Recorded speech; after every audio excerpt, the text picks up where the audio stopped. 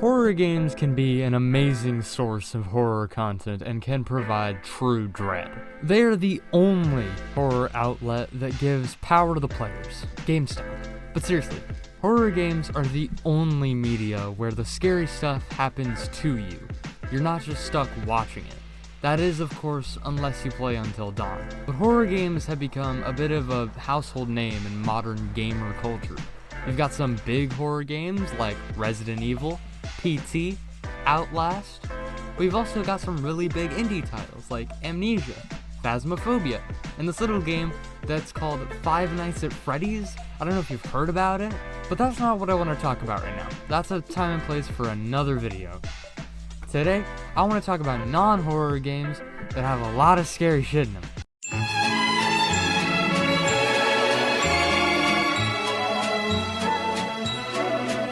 Watch Dogs 1 is not exactly what I would call a scary game. It's hardly even challenging. It's just an overdramatic QuickTime event. And I fucking love it. I could explain my thoughts on Watch Dogs 1, but that's not what this video is about. I want to talk about the serial killer side content. For a game that isn't scary, this is a trend in a lot of Ubisoft games. They're just spooky as fuck. The missions have you solve a missing persons cases of 6 missing women. Cryptic messages and shit are around the bodies, and it's eerie. It's eerie. The atmosphere is dark and moody, and apparently there's a special sound effect for when you find a body. I mean, what? I mean, these aren't as scary when you find out the killer is just a middle-aged white guy with a blood disorder, but I never even finished these missions when I played the game, so I didn't have to deal with that. I still think Watch Dogs is bad, no matter how much I love it. Speaking of bad games that I love, there's this really cool scene in Batman Arkham Knight when you started the Man-Bat missions and you grapple up on a building, Man-Bat jumps out at you, and 10-year-old me pissed himself when he saw that shit. And this same thing happens again later in the game, but it's Joker who jump scares you instead of a huge, fleshy bat monster. Another one of my favorite scary things in the Batman Arkham series is in the first game, Arkham Asylum, when you get hit with Scarecrow gas for like the 763rd time, and then your game glitches out and crashes, and then pretends to restart, but this time the bat symbol is like Scarecrow's face, and you're in like the Joker's chair thingy. I don't know, I think it's cool. Uncharted 1 is an awesome game, and my second favorite in the series, so you can imagine my surprise when the game threw this at me. Needless to say, that shit was scary. I had to take a break from the game when this happened. That's a true story. Most of what I say up here is a lie, but that one's true. Assassin's Creed Syndicate, or as I like to call it, British Simulator, because 87% of your weapons are knives and you have to pay your telly license, is a pretty bad game. It's entertaining, but it never takes itself seriously, and it basically plays itself. Until you download this DLC.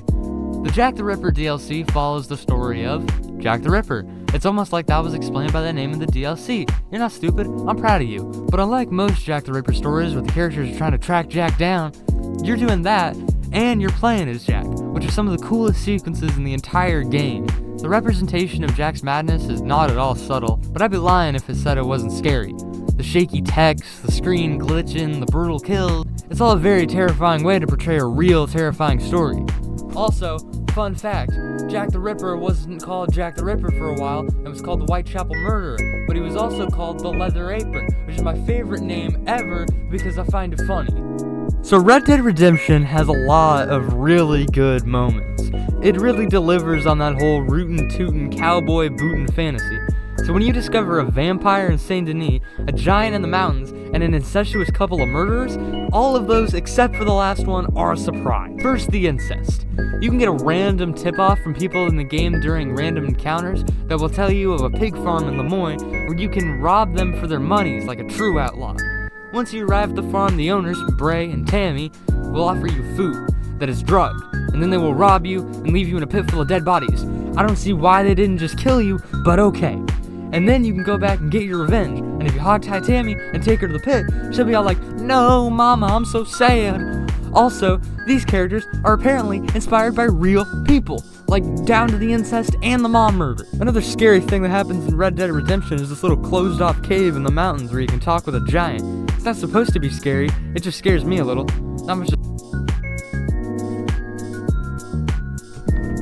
There's also a vampire but I've never found him in the game, so I have nothing to say about him really. Following the trend of Rockstar Games, the GTA series has plenty of scary shit, like the Ghost Girl on top of Mount Gordo in GTA 5, or my personal favorite, the Statue of Happiness, which has a giant beating heart inside of it, which is super fucking cool, but also really fucking scary. It reminds me of H.P. Lovecraft, because he named his cat something bad.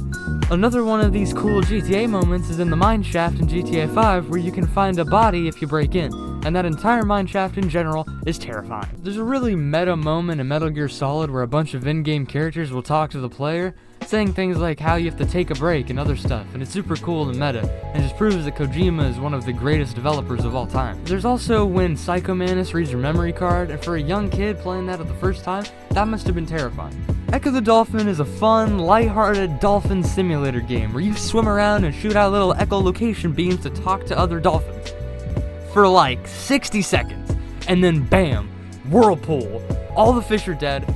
From then on, the game takes on this eerie music, a sharp contrast from the beginning. You can use those little echolocation beams to talk to other dolphins and learn simple game mechanics or get lore. Echo's main abilities are his echo beam things and a dash move, which can be used to eat fish and get stronger. It basically just replenishes health.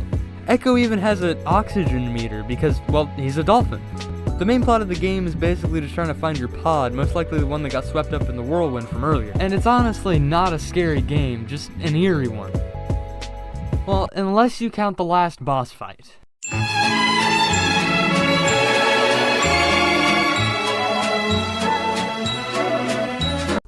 Oh fuck! Who left the seat of my friend in my second Genesis? Uh-oh, I seem to have thrown my entire console at the wall to banish the demons that this game has let into my home. Yeah, the last boss of the game is pretty terrifying. I mean, it's not the scariest thing ever, but like, the game came out in the 1990s, and the thing about this game that really scares me is how abruptly the tone shifts. It's such a sudden change. You think, oh, fun, I'm a dolphin, and now you're fighting aliens. That's the enemy of the game, apparently. Aliens. You took your pod. Very cool. That's all the examples I care to mention. There was some Fallout and some Skyrim stuff, but Todd Howard isn't getting away with re-releasing Skyrim 10 fucking times. Nakey Jakey basically already did this video, but I liked the idea of doing some research on non-horror games that were scary, and I wanted to see if I liked this recording style. It's very fun, to be honest, and I'm probably gonna buy a green screen or like a green bed sheet just to rip off Nakey Jakey even more. And he's already ripping off a different YouTuber. The entire system is a lie. Nothing is original. Time is a social construct. Anyway, thanks for watching. There's gonna be more videos like this and still consistent music, hopefully. I'm trying to broaden my horizons creatively and make something that is 110% me, so that could take some time. But yeah, I'll see y'all in the next video. I love you. Good night. Sleep tight. Don't let the bed bugs bite. Fuck off. You're...